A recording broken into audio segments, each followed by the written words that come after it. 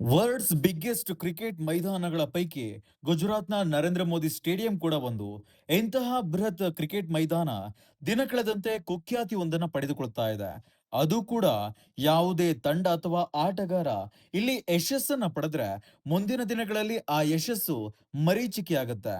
ಈ ಕುರಿತು ಸೋಷಿಯಲ್ ಮೀಡಿಯಾದಲ್ಲಿ ತುಂಬಾನೇ ಚರ್ಚೆ ಆಗ್ತಿದೆ. 2022ರಲ್ಲಿ ಗುಜರಾತ್ ಟೈಟಾನ್ಸ್ ತಂಡ ತನ್ನ ಮೊದಲ ಐಪಿಎಲ್ ಟ್ರೋಫಿಯನ್ನ ಇದೇ ಮೈದಾನದಲ್ಲಿ ಗೆದ್ದಿರುತ್ತೆ. ಇದಾದ ಬಳಿಕ ಈವರೆಗೆ ಗುಜರಾತ್ ತಂಡ ಟ್ರೋಫಿ ಗೆಲ್ಲಲು ಸಾಧ್ಯವಾಗಲೇ ಇಲ್ಲ. 2023ರಲ್ಲಿ ಚೆನ್ನೈ ಸೂಪರ್ ಕಿಂಗ್ಸ್ ತಂಡ ಕೊನೆಯ ಬಾರಿ ಗುಜರಾತ್ ಟೈಟಾನ್ಸ್ ತಂಡವನ್ನ ಮಣಿಸಿ ಐಪಿಎಲ್ ಟ್ರೋಫಿಯನ್ನ ಗೆದ್ದಿರುತ್ತೆ. ನಂತರದ ಸೀಸನ್ಗಳಲ್ಲಿ ಚೆನ್ನೈ ಸೂಪರ್ ಕಿಂಗ್ಸ್ ಸತತ ಹಿನ್ನಡೆಯನ್ನ ಅನುಭವಿಸುತ್ತೆ. ಇನ್ನು 2023ರಲ್ಲಿ ಆಸ್ಟ್ರೇಲಿಯಾ ಹಾಗೂ ಭಾರತದ ನಡುವೆ ಏಕದಿನ ವಿಶ್ವಕಪ್ನ ಫೈನಲ್ ಪಂದ್ಯ ಇದೇ ಮೈದಾನದಲ್ಲಿ ನಡೆದಿರುತ್ತೆ. ಆಸ್ಟ್ರೇಲಿಯಾ ಈ ಪಂದ್ಯವನ್ನ ಗೆದ್ದಿರುತ್ತೆ.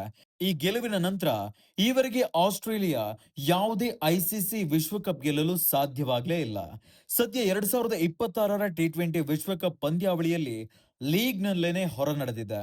ಇನ್ನು 2025ರಲ್ಲಿ ಇದೇ ಮೈದಾನದಲ್ಲಿ ರಾಯಲ್ ಚಾಲೆಂಜರ್ಸ್ ಬೆಂಗಳೂರು ತಂಡ ತನ್ನ ಚೊಚ್ಚಲ ಐಪಿಎಲ್ ಟ್ರೋಫಿಯನ್ನ ಗೆದ್ದಿರುತ್ತೆ. ಬಳಿಕ ಬೆಂಗಳೂರಿನಲ್ಲಿ ಸ್ಟ್ಯಾಂಪೈಡ್ ಸಂಭವಿಸಿತು.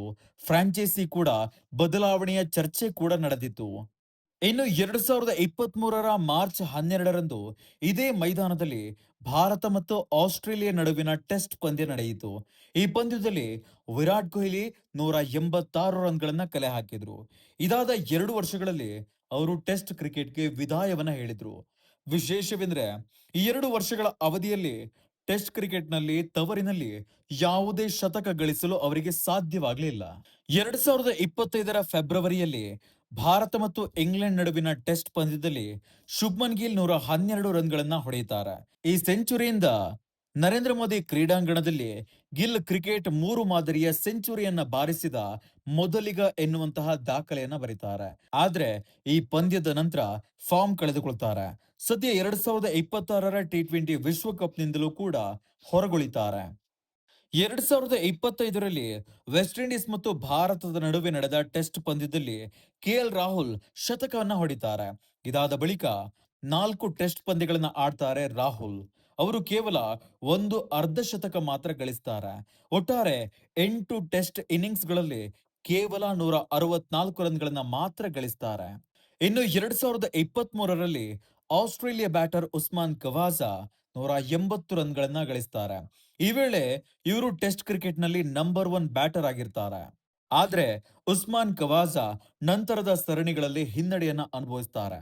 ಇನ್ನು ಆಸ್ಟ್ರೇಲಿಯಾದ ಇನ್ನೊಬ್ಬ ಬ್ಯಾಟರ್ ಕ್ಯಾಮ್ರಾನ್ ಗ್ರೀನ್ ಇದೇ ಮೈದಾನದಲ್ಲಿ 114 ರನ್ಗಳನ್ನ ಗಳಿಸ್ತಾರೆ.